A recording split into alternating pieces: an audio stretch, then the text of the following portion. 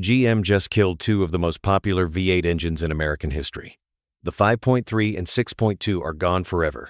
Over 600,000 trucks were recalled. Engines were destroying themselves at highway speed. Repair bills were hitting $14,000. GM stayed quiet while owners paid the price. NHTSA opened investigations. Class action lawsuits followed. Now GM replaced both with something completely new. I went through every single spec and detail. What they built is either the greatest comeback in truck history or the biggest gamble GM has ever made. Let's find out. GM 5.3 V8, L84 EcoTec3. The 5.3 V8 was GM's best-selling truck engine for over 10 years. Farmers used it, contractors used it, and families drove it across the country. It powered the Silverado 1500, Sierra 1500, Tahoe, Suburban, and Yukon. It produced 355 horsepower and 383 pounds-feet of torque. Millions of trucks on American roads right now have this engine under the hood. For most of its life, people called it one of the most reliable V8 engines ever made. Mechanics recommended it. Owners kept their trucks long past 200,000 miles. Then GM added one system that changed everything. That one system turned a great engine into one of the most expensive engines to own in America today. GM added something called Dynamic Fuel Management, or DFM for short. Here's what it does in simple terms. When you are driving at normal speed on a flat road, DFM shuts down some of your cylinders to save fuel. Instead of all 8 cylinders working, maybe only 4 are running, or 3, or even just 1.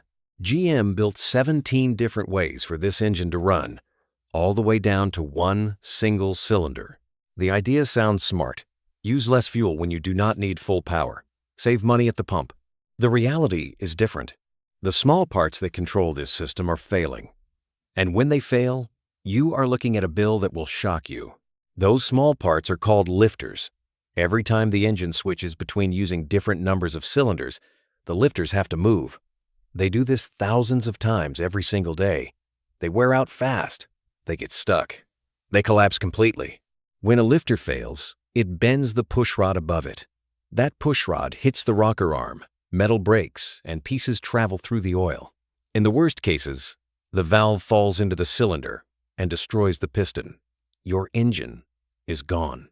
Repair at a GM dealer starts at $3,000. If the pushrods and camshaft are damaged too, the cost can reach $8,000. A full engine replacement can cost $14,000. GM quietly removed DFM from 2026 production engines. No announcement, no press release. They just stopped putting it in. When a manufacturer quietly removes a system they spent millions developing, you know that system did not work. But the 5.3L problems are small compared to what the 6.2L did to its owners. Wait until you hear these numbers. The second engine leaving is the one GM sold as their best. Owners paid $2,000 to $4,000 extra to get it. What happened next made national news. GM 6.2 V8 L87 EcoTec3. The 6.2 LV8 was GM's premium engine, the top choice. If you wanted the best engine GM made for your Silverado, Sierra, Tahoe, Suburban, Yukon, or Escalade, you paid extra for the 6.2L. It produced 420 horsepower and 460 pounds-feet of torque. People saved up specifically to get this engine in their truck. Then, in April 2025, GM issued a recall covering 600,000 vehicles. Not 6,000, not 60,000. 600,000 trucks and SUVs. Here is what GM found inside these engines when they cut them open. 2 problems caused this recall. Both happened at the factory before your truck was ever built. Problem 1. Debris left on connecting rods and inside oil passages during manufacturing. Small metal particles that were never cleaned out properly. Problem 2. Crankshafts made to the wrong size. The supplier who made the crankshafts sent parts with incorrect measurements and poor surface finish. When connecting rods have debris on them, and the crankshaft is the wrong size, the bearings that hold everything together cannot get enough oil.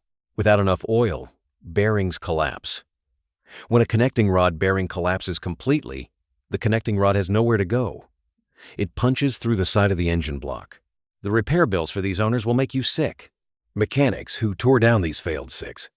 2L engines found black oil inside. Black oil means the engine got so hot that the oil burned. All 8 connecting rods were destroyed. The camshaft was missing chunks. There were impact marks on the inside walls of the engine block. Before the recall, GM's official fix was to change the oil from thin 0W20 to thicker 0W40 oil, give owners a new oil filter and a new oil cap. 36 owners filed complaints with NHTSA after their engines failed again following the recall fix. Both the oil change fix and the full engine replacement failed in some cases. NHTSA opened investigation RQ260001 in January 2026 to find out why the recall fix is not working. The investigation is still open as of June 2026. You paid $65,000 to $85,000 for a truck with the 6.2L engine. The recall fix cost GM approximately $47 per truck. Your engine replacement costs $14,000 and up. One Sierra owner said it best. It feels like a cheap Band-Aid on a $75,000 truck. 2 engines with the same problem. Cylinder deactivation that destroys lifters. Connecting rods punching through engine blocks. Fixes that do not fix anything. GM had no choice but to start over completely. So, what did GM build to replace these engines? The answer depends on whether you believe GM learned from their mistakes. And right now, that is the question every truck buyer in America is asking.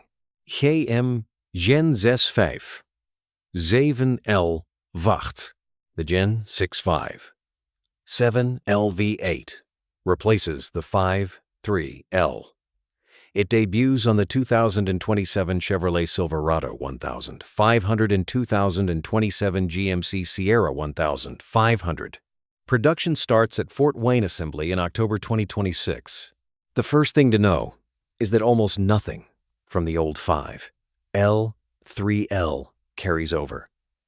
GM designed this engine from scratch. New block, new castings, new everything. Here's the first thing most people notice about this new engine. The size went up. The old 5.3L was 5.3 liters. The new engine is 5.7 liters. That is 0.4 liters bigger. Why does that matter to you as an owner?